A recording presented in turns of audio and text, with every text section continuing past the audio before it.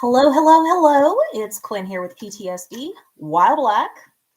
I'm doing a check in from tonight's meditation.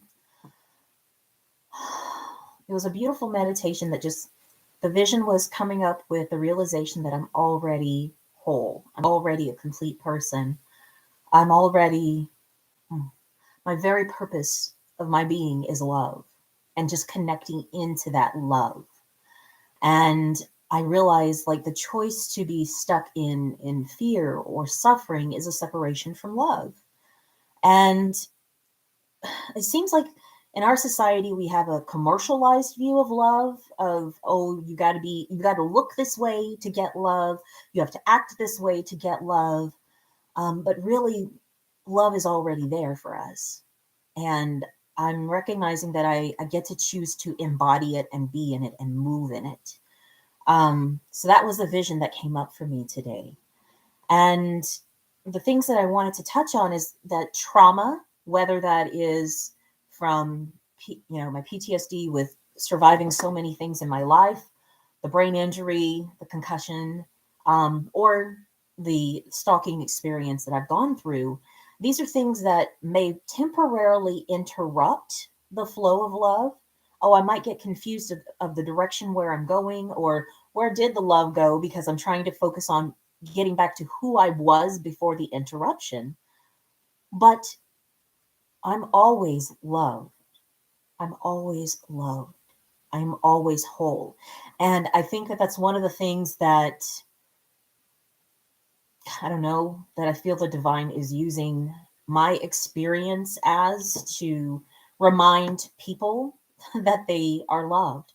I remember before my injuries, when I was fully able bodied and able brained, one of the things I used to do is I would text my friends and say, in case no one else told you today, I love you. And it was real, it was genuine, it was from my heart because I was grateful to have these people in my life. Of course, I also did send to my goofy goth friends. I'm also, what was it? I'm strangely horny today. I hope you have a great day. Just because the joke was with everyone that I was celibate for years. And so it was kind of funny to send that out and then we would laugh.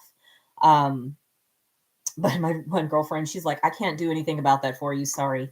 But it was a good laugh. It was celebrating and sharing joy and just being silly with each other. So I I'm just looking at how these things that are temporary interruptions from other people who have forgotten that they are loved, who've forgotten that they are connected to love, want those of us who are full of love to pay attention to them because they've lost their connection to source. And I've been playing that part of, paying attention to them when it really wasn't my duty to do so.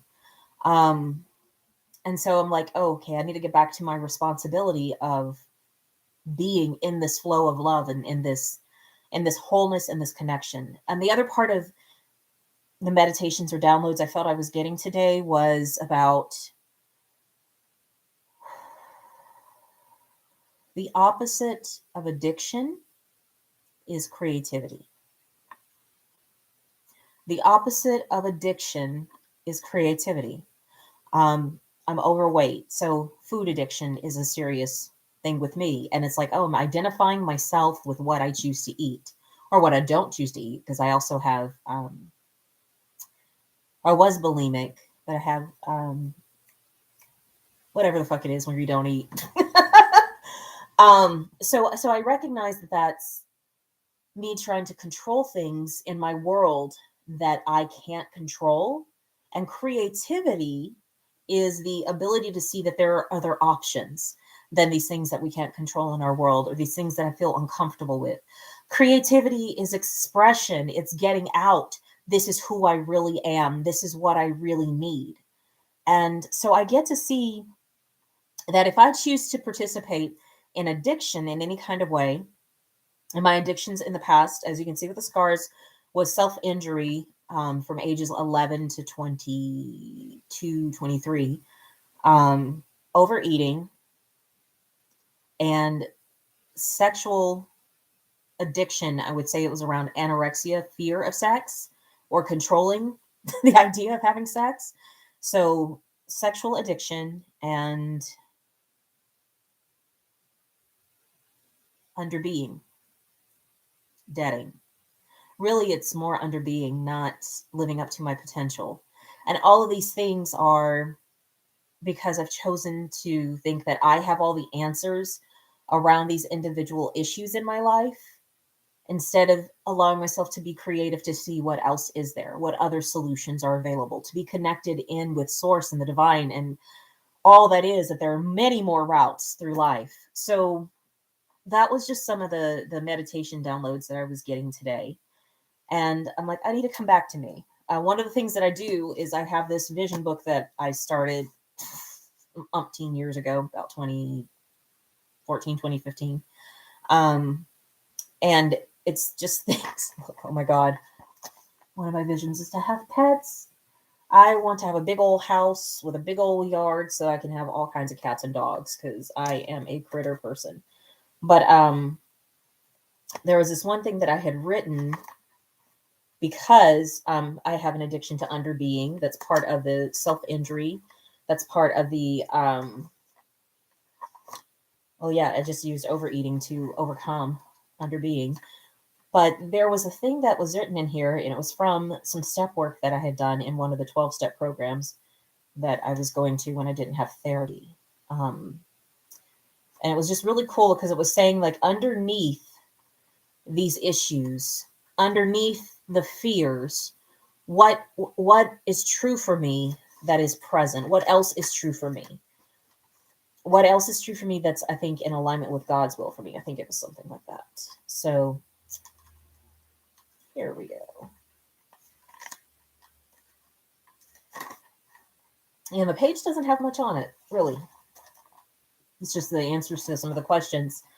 But it says, hidden underneath my underbeing addiction are talents that want to thrive, the voice of God, a brilliant woman who wants to help the world, a foul creature that wants to devour the world, going with old patterns, a beautiful woman the world can desire, a heart of love, a sex kitten, an actress, a diva, a psychic, and an empath.